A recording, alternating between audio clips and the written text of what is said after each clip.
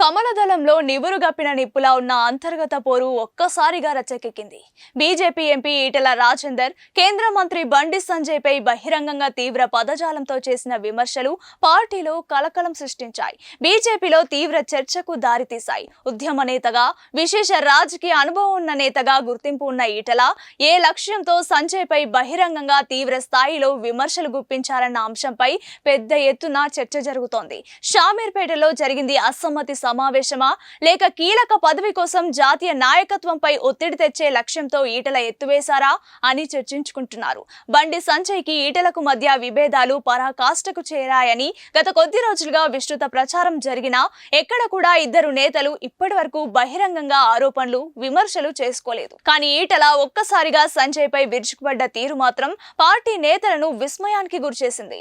ఈ వ్యాఖ్యలు రాష్ట్ర వ్యాప్తంగా సంచలనం రేపాయి. అసలు నువ్వెవరు? నీ శక్తి ఎంత?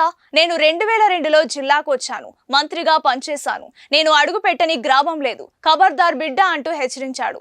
సైకోగాడు, చిల్లరగాడు అంటూ తీవ్ర వ్యాఖ్యలు చేశారు. దీనిపై అధిష్టానం సీరియస్ అయినట్లు తెలుస్తోంది. గత అసెంబ్లీ ఎన్నికల్లో హుజురాబాద్, గజ్వేల్ స్థానాల్లో పోటీ చేసి ఓటమి చవిచూసిన ఈటెల ఆ తర్వాత మల్కజ్గిరి నుంచి ఎంపీగా గెలిచారు. అయితే ఆ తర్వాత కేంద్ర మంత్రి పదవిని ఆశించి భంగపడ్డారు. పార్టీ రాష్ట్ర అధ్యక్ష పదవి కోసం కూడా తీవ్రంగా ప్రయత్నాలు చేసుకున్నా ఫలితం దక్కలేదు.